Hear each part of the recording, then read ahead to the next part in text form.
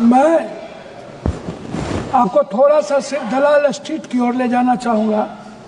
Share बाजार के नुकसान 40.80 लाख करोड़ रुपया फरवरी में, जनवरी में 17.93 लाख करोड़, दिसंबर में 4.73 लाख करोड़, नवंबर में 1.97 लाख करोड़, अक्टूबर में 29.73 लाख करोड़। अब 91 लाख करोड़ ये दलाल स्ट्रीट का मामला है। दूसरा है PSU, 25 लाख करोड़ रुपया डूबे, जिसमें LIC 3 लाख करोड़, SBI 1.6 लाख करोड़, तीसरा 1.5 लाख करोड़, हल 1 लाख करोड़, उसके बाद NTPC 1 लाख करोड़, फिर तीसरा 1 लाख करोड़, फिर मतलब आप यदि उसको देखिएगा, बजट अनुपूरक 24-25 में भारत की वार्षिक मुद्रास्फीति 2025 में 4.31% गिर गई।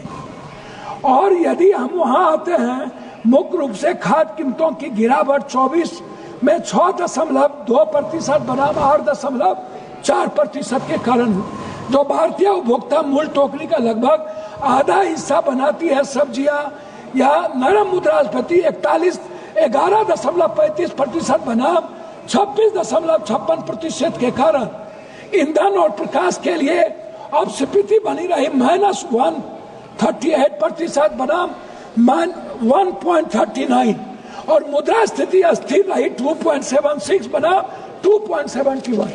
अब आप हमको एक बात बताइए, हमारे नेता कह रहे थे कि हमारे देश के प्रधानमंत्री यूक्रेन जाते हैं।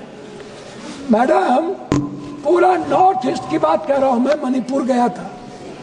दुनिया में मैंने ऐसा कभी नहीं देखा कि 2 सालों से लगातार 2 समुदाय के बीच गोली चल रही है। गोली चल जरूर रही है, गोली चलाने वाले हमारे भारत के उस पार कोई माफिया है जो ड्रग्स का सप्लाई करता है, और वो ड्रग्स में जितने लोग इन्वॉल्व हैं उसमें मैडम, मैं नाम यदि गिनती करा दूं तो मणिपुर का झगड़ा पूरे के पूरे ड्रग्स को लेकर के है, और इसमें भारत से लेकर के कई सारे पदाधिकारी और कई सारे सामाजिक व्यवस्था के लोग इसमें इन्वॉल्व हैं। ये छोटी घटना नहीं है। पहली घटना यह है कि अपने ही सरकार को अपदस्थ करके, राष्ट्रपति शासन लागू करके, और वहां पुलिस फोर्सेस के द्वारा गोली चलवाना, अभी तक गोली चल रही है। और 10,000 लोगों के बीच जिस तरीके से महिलाओं को नंगा करके सामूहिक बलात्कार किया गया, और देश चुप रहा सिर्फ इसलिए कि वो हिंदी पट्टी में नहीं है, वो कोई साउथ में है, कोई नॉर्थ में है। हम इस कंट्री को नॉर्थ और साउथ में बांट रहे हैं मैडम।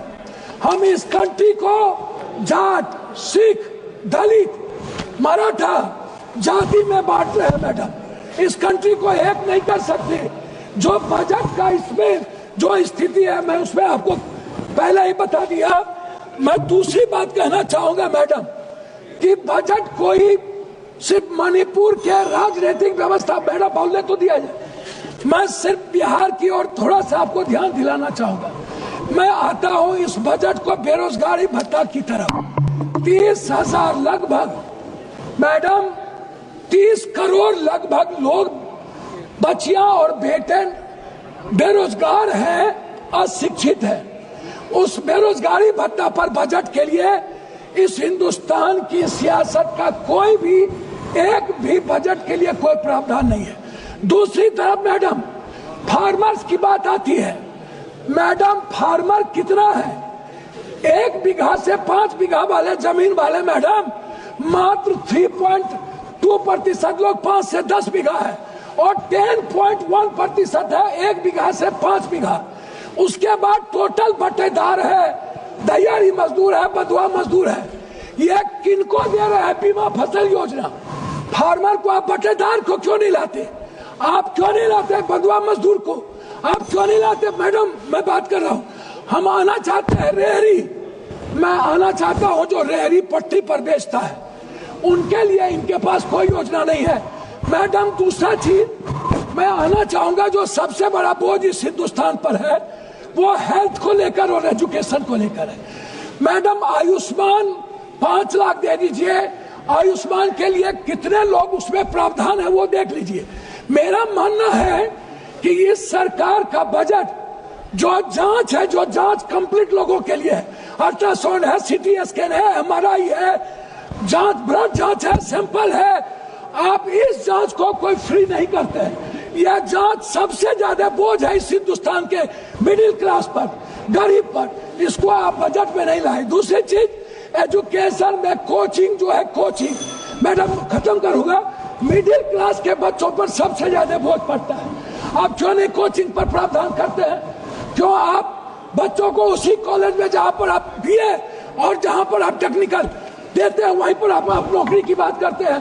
अंत में मैं मैडम आपसे दो बात कहना चाहूंगा कि बिहार में मैडम हम आपसे एक बात जानना चाहेंगे। किसान की बात करते हैं, ये खाद कहीं पर भी नहीं मिलता है मैडम, कहीं पर भी 200-250 का खाद 450 में, 800 का खाद 1800-1200 में।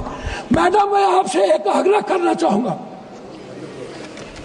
कि खाद में किसी भी कीमत पर एक प्रावधान लाया जाए और उसको कोऑपरेटिव सिस्टम के तहत मैडम एक व्यवस्था कर रहा हूं, एक व्यवस्था किया जाए।